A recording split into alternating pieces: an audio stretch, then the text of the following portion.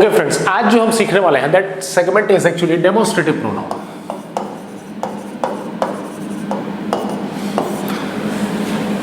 सबसे पहले हमेशा की तरह थोड़ा ध्यान समझते हैं। देखो, demonstrative pronoun from the name itself, अपने नियथा नाम तथा नाम से कुछ बताने की कोशिश कर रहा है। नाम से क्या बताने की कोशिश कर रहा है? ऐसी कोई चीजें हैं जो डेमोन्स्ट्रेट करती हैं। जैसे देखो दिस, ठीक, दैट। बात अगर हम करें दिस की, तो दिस ऐसी चीजों को डेमोन्स्ट्रेट करते हैं जो हमारे पास होती हैं, मतलब things which are near to us. ये हमारी पास की चीज है।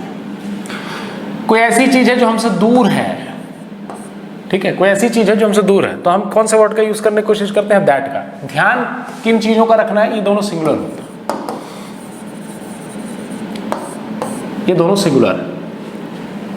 अगर एक से ज्यादा है चीजें तो आप जिस वर्ड का इस्तेमाल करेंगे वो है these.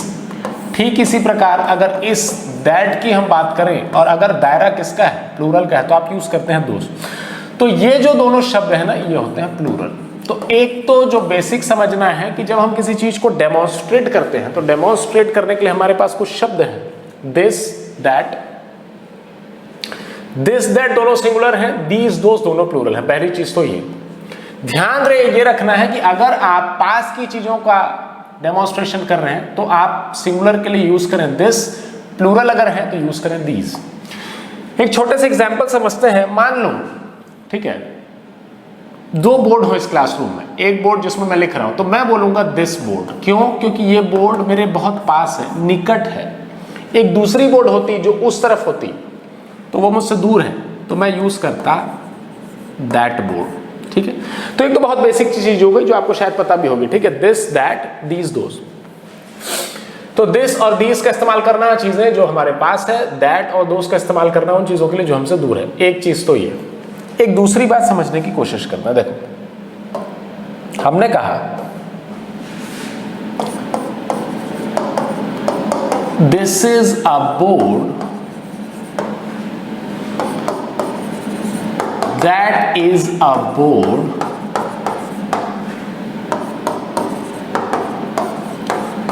this board is beautiful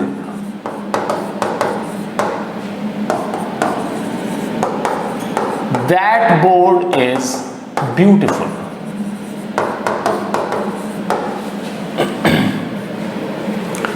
हम पढ़ रहे हैं डेमोन्स्ट्रेटिव प्रोनाउन। ठीक है, ध्यान समझना, हम पढ़ रहे हैं डेमोन्स्ट्रेटिव प्रोनाउन। अब देखो, try to understand from these sentences. देखो, हमने लिखा दिस इज अ बोर्ड, हम बोर्ड की बात कर रहे हैं, दिस इज अ बोर्ड, यहां हमने लिख दिया बोर्ड। ठीक है जी।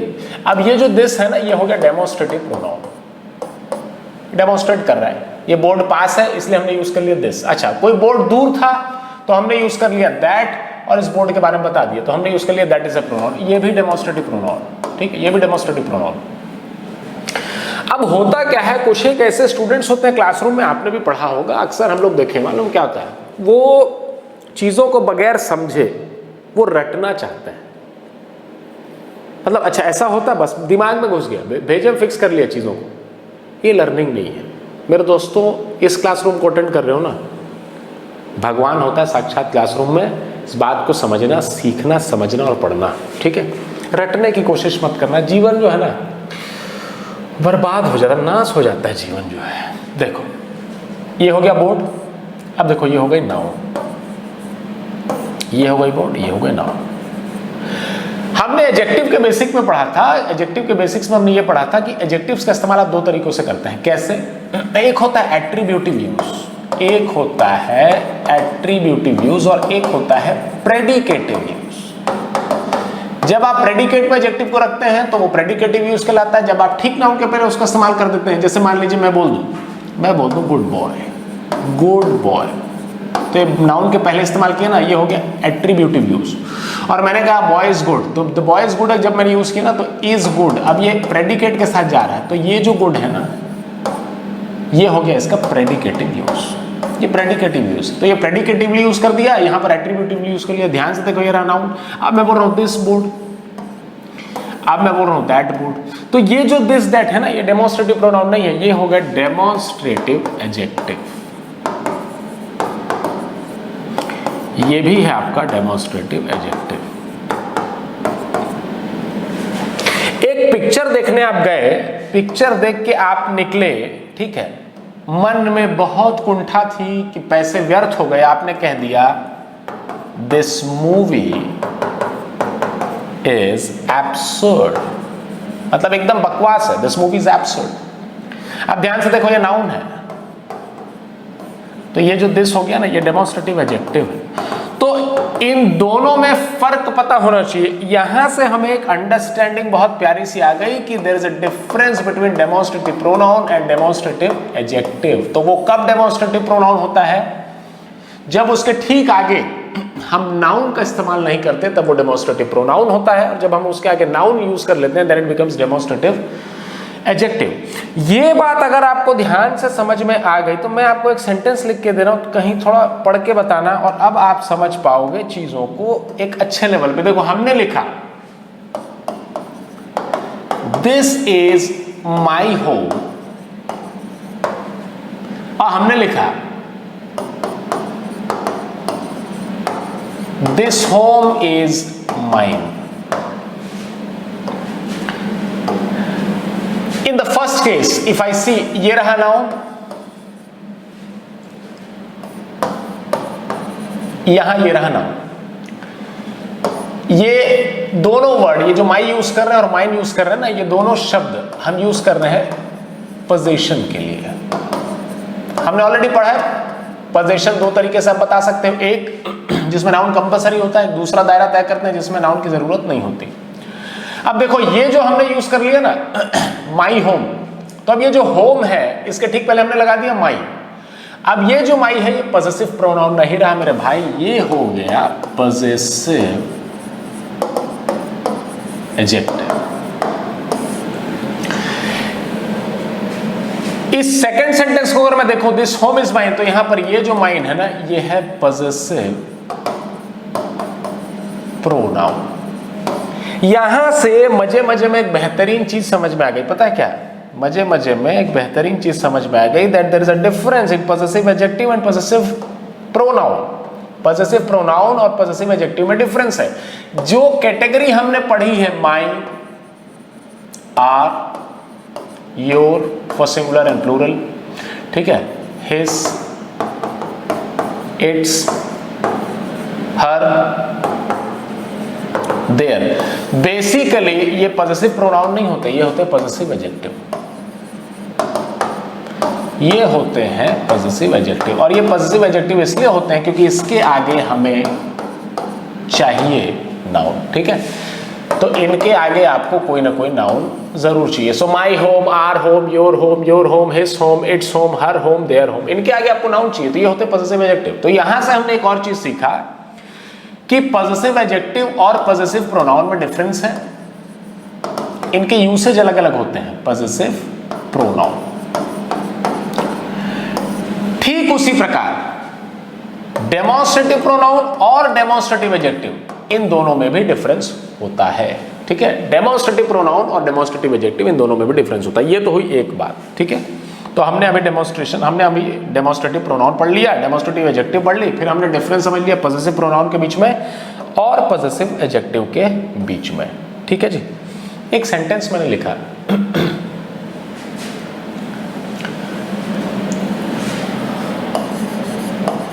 My country is better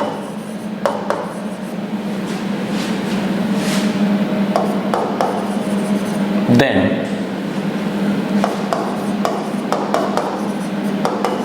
Britain, ठीक है। अभी आप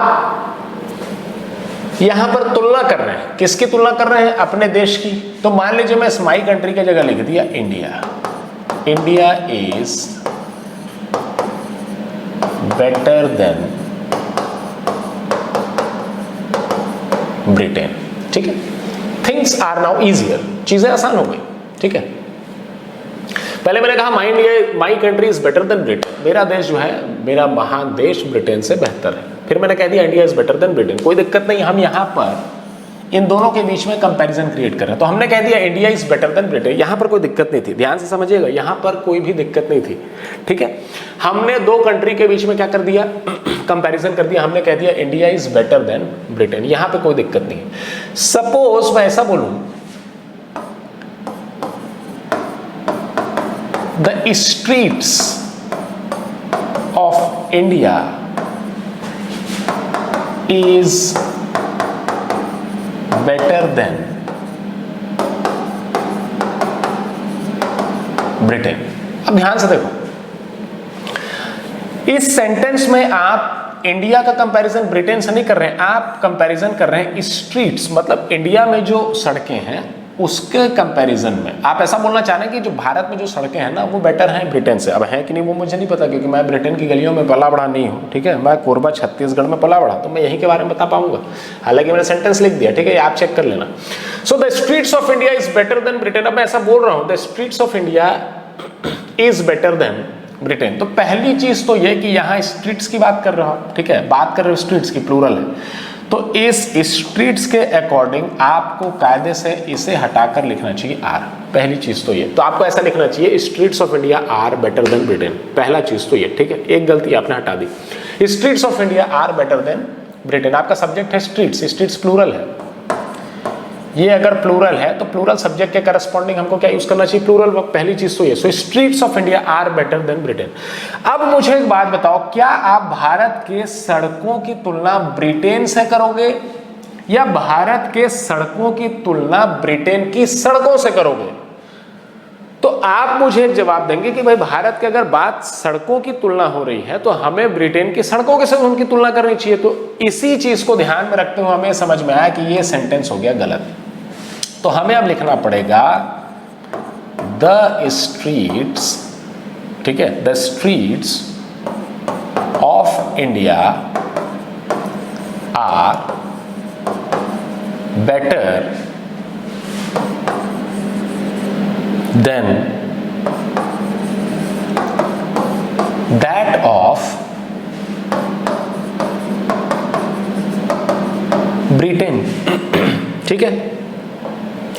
अब आपने सेंटेंस लिख लिया the streets of India are better than that of Britain. अब मुझे ये बताइए यहां ये जो दैट है ये किसे रिफर कर रहा है? ये दैट रिफर कर रहा है स्ट्रीट्स को, और ये स्ट्रीट्स क्या है? प्लूरल है।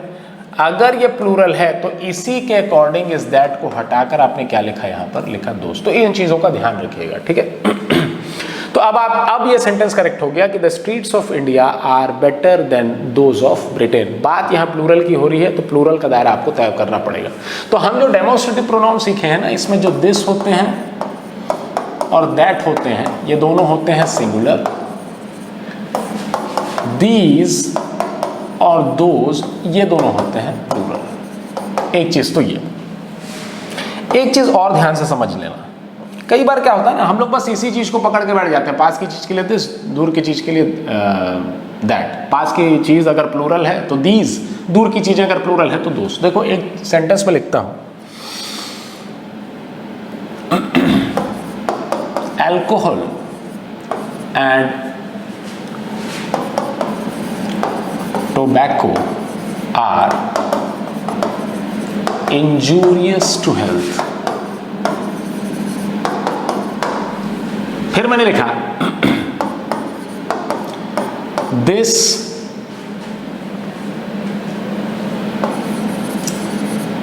perhaps less than that।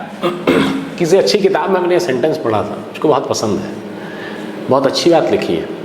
Alcohol and tobacco are injurious to health, this perhaps less than that. कई बार होता क्या पता है, आपको जिस चीज़ में रुचि होती है ना वो चीज़ें आपके जहन में घुस जाती है, आपको याद हो जाती है वो चीज़ें। तो हूबहू ये सेंटेंस ऐसे ही लिखा हुआ था, alcohol and tobacco are injurious to health, this perhaps less than that. अब देखो ध्यान से समझना इस चीज़ को। हमने पढ़ा डेमोन्स्ट्रेटिव प्रोनाउन, डेमोन्स्ट्रेटिव प्रोनाउन में हमने पढ़ा कि जो दिस और दैट होते हैं ना, ये दिस पास की चीज़ों के लिए होता है इस्तेमाल, और दैट जो है ना वो दूर की चीज़ों के लिए इस्तेमाल होता है, ठीक है।